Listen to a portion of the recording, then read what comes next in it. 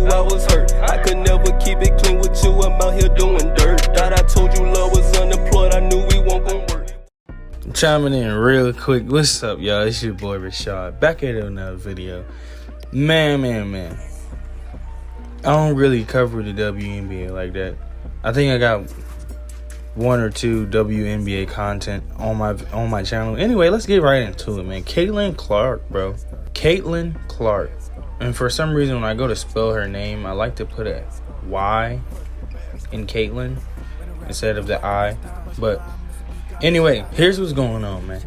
They are beating her ass on the court, bro.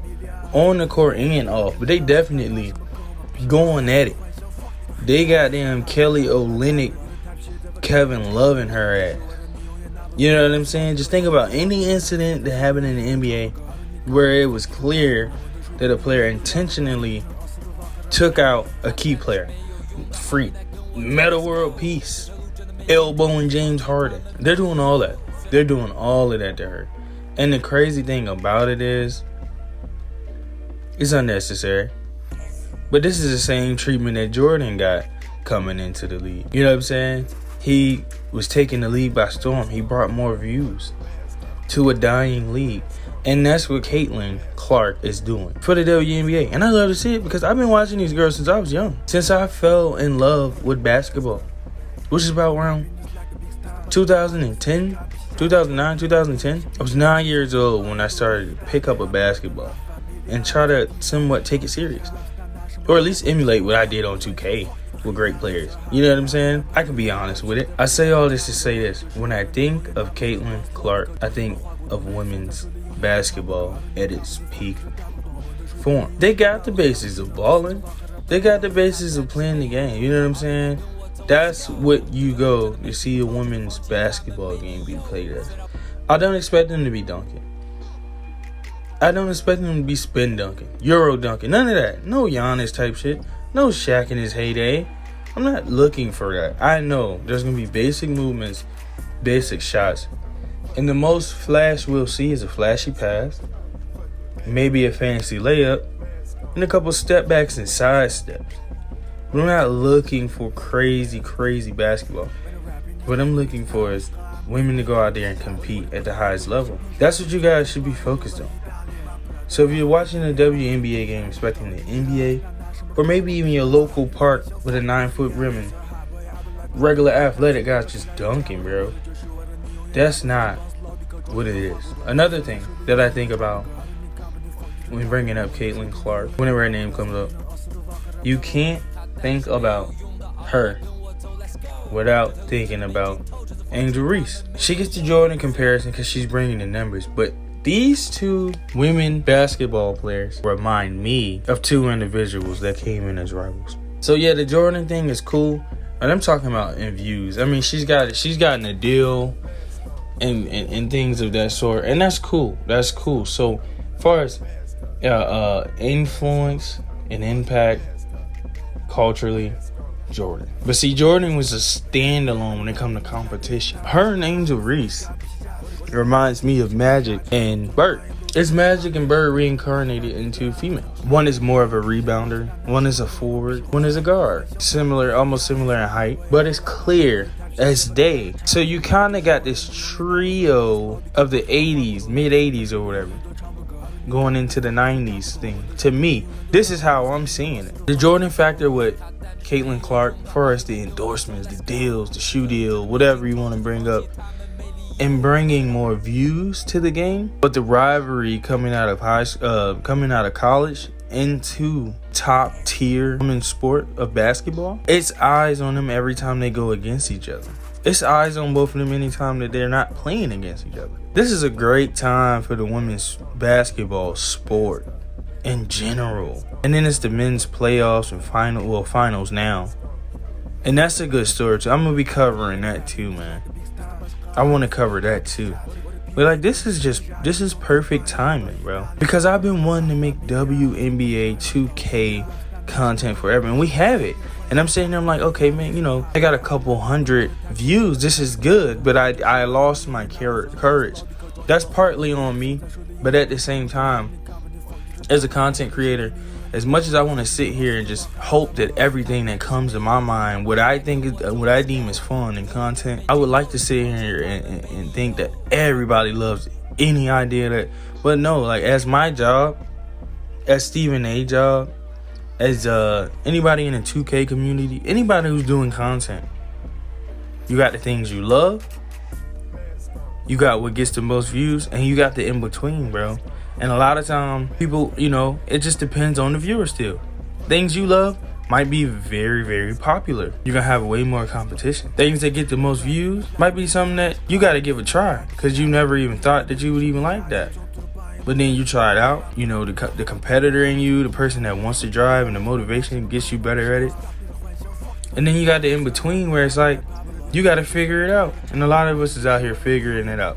Just like Caitlin Clark figured it out. So I'm going to give flowers to her for being the Jordan and having the influence and the magnitude that she's bringing to the WNBA. But then also I got to give it to Reese too. Just having her there alone. Either one, it's bringing more viewership. And the thing is, this racial thing, it's a racial part of this too. I don't care if she was black, blue, purple, or green.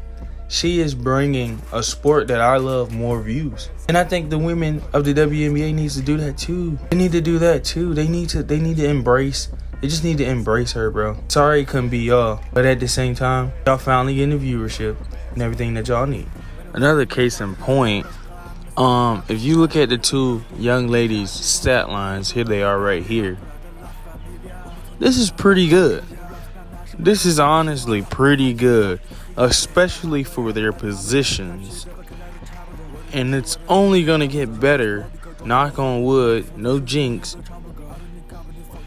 if they don't have injuries and that sort of thing. Back to Caitlin Clark. I just looked up the average salary just in the U.S. It's like under 60K. I'll just say 40 to 55K, somewhere around there. It's the average salary for a person in the U.S. She's making 76. That's like, it said 59, so 76 minus 59 is 17. She's making 17,000 just base pay. And they're upset. The women are upset. But the thing is, she's opening avenues. I mean, Asia Wilson. Shout out to Asia Wilson. I love her. I love her game. She just got the Gatorade endorsement deal. You know what I'm saying? Kudos to her. I definitely want to congratulate her. But listen, 76,000, you're bitching and complaining about, or maybe I shouldn't say that word, but you're complaining about 76,000 for base pay. But if one of y'all just ball the fuck out, she's already gonna make hers. She's the most hyped rookie of WNBA history. She's already gonna make hers. Y'all ball the fuck out, and then when that contract is up, when your contract is up, whether it be 2 years from now, 4 years from now, maybe even 1 year from now, whoever you are, you up next. And you probably gonna get 85,000. You know what I'm saying? You can make that argument that, hey, since Caitlin came to the league and made this amount of money, this player has balled out in a cumulative, scored more points than her. And you can just argue like, oh, I'm more important to my team than Caitlin is. Even though she's more important to the league, I'm actually more valuable to my team. And then, hey, you got the next big salary. You know, it could be millions and millions of different cases. Just let this season ride out and y'all stop being jealous and sipping on that haterade, man. I don't understand why y'all just hating so much. Now, the real elephant in the room. I just want to tackle this before I go ahead and head on out in this video. Racism, man. Hey, man, let me tell y'all something. It's really fucked up, man. Racism is dumb as hell. But let me get into it, man, because I'm going to be real. They're talking about white privilege with Caitlin Clark. I have a hard time saying that. Anyway, bottom line is, she's white. And a lot of my people don't like it. And when I say my people, I mean black folk. A lot of people don't like it. Let's be honest.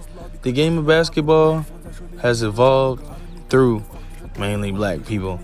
We have been keeping the sport alive. It's mainly our sport thing. And I'm not saying that ignorantly. At least in the US, right? Most of the greatest players are black. There are some Hispanic, white, whatever. We can go down the list. Most of the greatest players ever are black in America, right? WNBA, nothing really changes with that. What I'm saying is, Angel Reese is new. She just came from college. She's a rookie. She's being embraced. And I'm saying, and you probably like, why is he saying this? Where is he going with this? They're saying she's white, she's not gay, like she's a straight woman. And she's a rookie. Well, guess what? Angel Reese is a rookie. She's not gay. So at the end of the day, it comes down to the race part. And that's how I feel. It comes down to the race part. And all I gotta say about that, other than Angel Reese, are those same exact things that they're saying about Caitlyn. Cut it out, man. Eminem, to me, is probably top 5 MC, whatever, rappers of all time, bro. And it is what it is. I'm not gonna go back and forth with you. This girl's coming into the league scorching shit as if she still is in college. And it's okay. I mean, to be honest, nothing is new under the sun. But Caitlin Clark is, at least for the time being. You know what I'm saying? So let her have her shine. Because when she shine, y'all all shine. When y'all all shine, I get to make more content on y'all, man. So go ahead, let her get her shine. And big up her, man. Just big up her. That's all y'all gotta do is big up her. And then do better than that. If that is the standard, do better than that. That's what I was trying to say earlier, man.